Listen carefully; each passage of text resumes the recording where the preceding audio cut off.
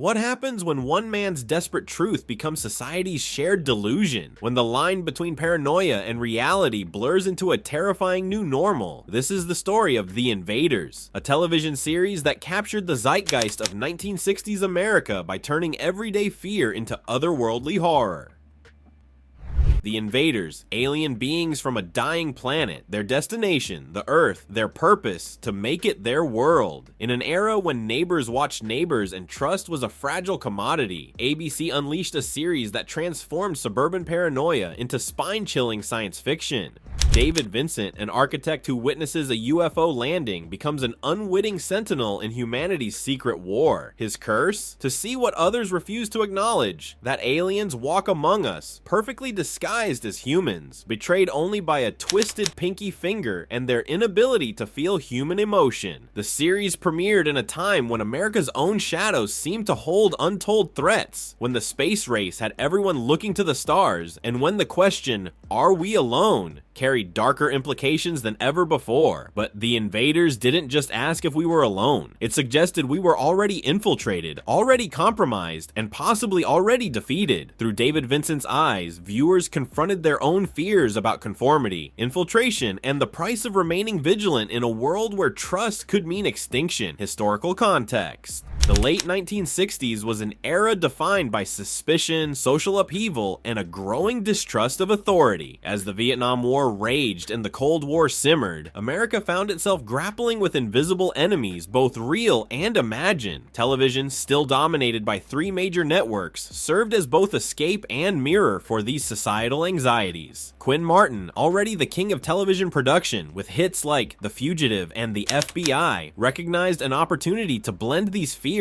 with science fiction storytelling. While Star Trek explored optimistic futures and Lost in Space offered family adventure, Martin envisioned something darker, a series that would bring alien invasion into American living rooms. The timing couldn't have been more perfect. The space race was at its height, with Americans and Soviets racing toward the moon. UFO sightings had captured public imagination, with reports flooding government offices and making headlines across the country. The concept of hidden enemies masquerading as ordinary citizens resonated deeply with an audience already primed by McCarthyism and spy scandals. The Invaders emerged into a television landscape where science fiction was gaining mainstream credibility. Shows like The Twilight Zone and The Outer Limits had proven that the genre could tackle serious themes while entertaining audiences. But where these shows dealt in anthology format, The Invaders would sustain a single paranoid narrative across entire seasons, a bold move for its time. The series also arrived as television itself was transitioning from black and white to color broadcasting, allowing its alien threats to manifest in vivid hues that made the horror all the more immediate. This technological shift, combined with the show's contemporary setting, created a unique viewing experience that brought science fiction out of the distant future and into viewers' everyday reality. Development and creation: Larry Cohen, a rising television writer with a knack for unconventional storytelling, conceived The Invaders during a period when alien visitation stories typically ended with peaceful contact or clear-cut victories. Cohen wanted something different, a series that would maintain tension by never allowing its hero to definitively prove the invasion's existence. The concept originated from Cohen's fascination with the psychological impact of being the only person who knows a terrible truth. He drew inspiration from classic films like Invasion of the Body Snatchers, but wanted to explore the ongoing trauma of fighting an enemy that could perfectly mimic human beings. The series' premise was distilled into a powerful tagline: The Invaders, alien beings from a dying planet, their destination, the Earth, their purpose, to make it their world. ABC executives, intrigued by Cohen's pitch, brought in Quinn Martin Productions to develop the series. Martin's involvement brought crucial production value and credibility to the project. The legendary producer insisted on cinematic production values, including extensive location shooting and sophisticated special effects for the time. The casting of Roy Thinnis as David Vincent proved crucial to the show's tone. Thinnis brought a restrained intensity to the role, avoiding the hysterical characteristics typical of people claiming alien encounters. His architect character was deliberately chosen to be an educated alien invasion would seem all the more disturbing coming from a reliable source. The series' most iconic element, the alien's twisted pinky finger, finger was a brilliant piece of creative economy. The production team needed a way to identify the aliens that would be both subtle and memorable, while staying within television budget constraints. This simple physical trait became the show's signature, creating tension in every handshake and casual gesture. Visual development of the aliens focused on making them appear completely human, with only subtle wrongness in their behavior. The aliens' inability to show emotion, their slightly too perfect appearance, and their occasional difficulty with human mannerisms created an uncanny valley effect long before the term became popular. When aliens died, they would glow red and disappear. Another cost-effective yet memorable effect that became one of the series' trademarks. Production elements. The production of The Invaders faced the daunting task of creating cinematic science fiction on a weekly television schedule and budget. Quinn Martin's insistence on high production values meant pushing the boundaries of what 1960s television could achieve, while maintaining the psychological tension that made the show unique. The visual effects team, led by veteran Howard Anderson Jr., developed innovative techniques to bring alien technology to life. The UFO designs deliberately avoided the traditional flying saucer look, opting instead for a more angular, threatening appearance. The famous regeneration chambers, where aliens renewed their human disguises, were created using a combination of lighting effects and early chroma key technology, revolutionary for weekly television at the time. Dominic Frontiere's musical score became a crucial element in maintaining tension. His use of unusual instrumental combinations and tonal passages helped create an atmosphere of constant unease. The main theme, with its piercing electronic notes and dramatic brass, perfectly captured the show's paranoid atmosphere. The music department often recorded new scores for each episode, rather than relying on library tracks, a luxury few TV shows could afford. The cinematography, overseen by directors like Joseph Sargent and Paul Wenkos, emphasized David Vincent's isolation through careful framing. Long shots would place him alone in vast landscapes, while tight close-ups captured his growing paranoia. The production team made extensive use of location shooting across California, breaking away from the studio-bound limitations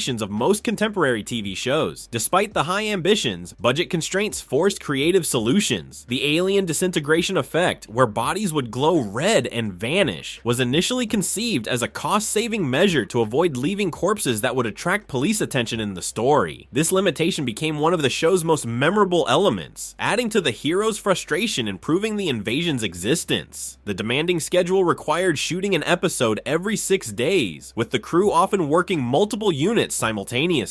Special effects sequences had to be planned weeks in advance, while maintaining flexibility for last-minute script changes. The production team developed a system of pre-building common alien technology props that could be reused and modified, helping to maintain quality while meeting tight deadlines. This balance of ambition and practicality created a unique visual style that set The Invaders apart from its contemporaries, proving that television could achieve cinematic quality on a weekly schedule. The show's production techniques would influence science fiction television for decades to come. Season 1, The Invaders, launched in January 1967 with Beachhead, setting its dark tone through David Vincent's accidental discovery of the alien presence. The first season carefully built its mythology across episodes like The Experiment and The Mutation, revealing crucial details about the aliens' weaknesses and infiltration methods. Roy Thinnis's performance evolved from initial shock to grim determination, showing the psychological toll of Vincent's lonely crusade. The season attracted impressive guest stars, including Gene Hackman in Nightmare and Jack Lord in Storm, bringing additional gravitas while maintaining Vincent's essential isolation. The story structure cleverly expanded from small-town infiltrations to government and military installations, raising stakes while maintaining tension. Episodes like The Innocent and The Enemy explored moral ambiguity through sympathetic alien characters and human collaborators. The season finale, The Condemned, deepened the invasion mystery rather than resolving it, setting The Invaders apart from conventional science marked significant changes in response to network pressure for higher ratings. The addition of Kent Smith as Edgar Scoville gave David Vincent regular allies, shifting from one man's crusade to an organized resistance effort. Episodes became more action-oriented, often featuring direct confrontations over psychological horror. While production values remained high, the focus on action sequences strained the budget. The sophisticated alien technology of earlier episodes gave way to more conventional threats. Guest star appearances increased, with notable performances from Peter Graves and Suzanne Pleshette, though sometimes overshadowing the central invasion narrative. Later episodes showed creative exhaustion, with some plots recycling earlier concepts. The show's mythology became increasingly complex, losing the clean, paranoid simplicity that had made the first season effective. Despite producing several standout episodes, this shift in tone ultimately contributed to the series' premature end.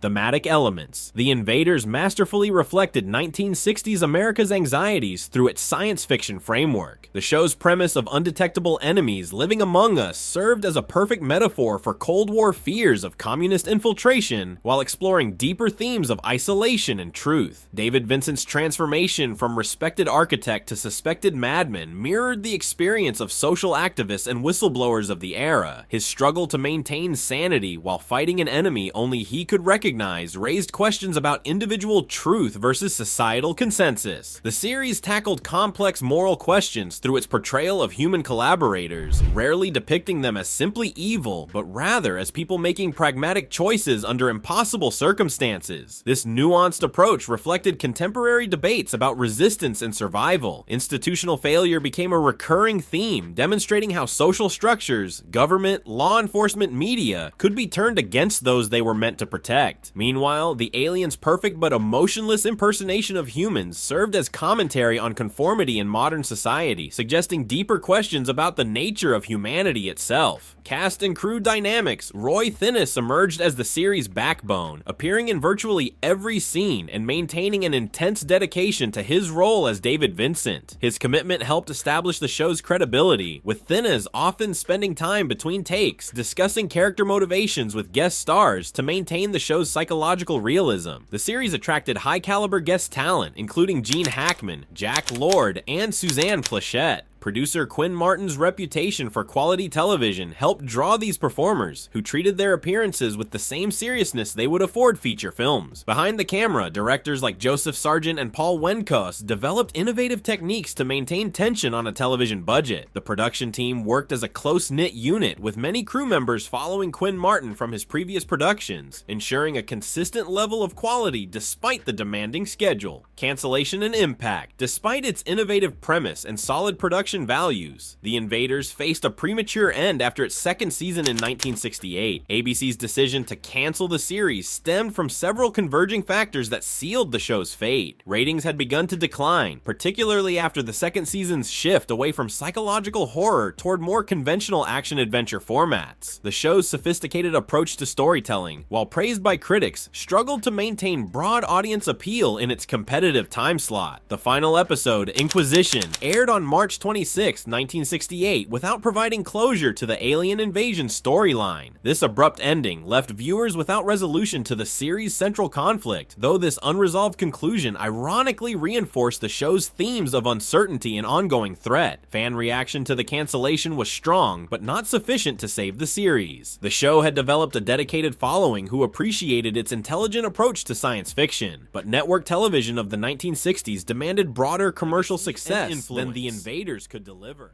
The Invaders may have ended after 2 seasons, but its influence on science fiction television continues to resonate decades later. The series pioneered several narrative techniques and themes that would become staples of the genre. Shows like The X-Files directly drew inspiration from its paranoid atmosphere and lone crusader narrative, while V and They Live expanded on its themes of hidden alien infiltration. The series' emphasis on psychological horror over special effects proved that science fiction could tackle serious themes while maintaining suspense. Modern series continue to reference and draw from The Invaders playbook, particularly its exploration of paranoia and institutional distrust. The show's premise that they're already here has become a classic trope in alien invasion stories, influencing everything from television series to major motion pictures. If you've enjoyed this journey through one of television's most innovative science fiction series, don't forget to subscribe for more deep dives into classic TV shows. From groundbreaking narratives to behind-the-scenes stories, we're exploring the shows that shape television history. Hit that subscribe button and join us next time as we uncover more fascinating stories from the golden age of television.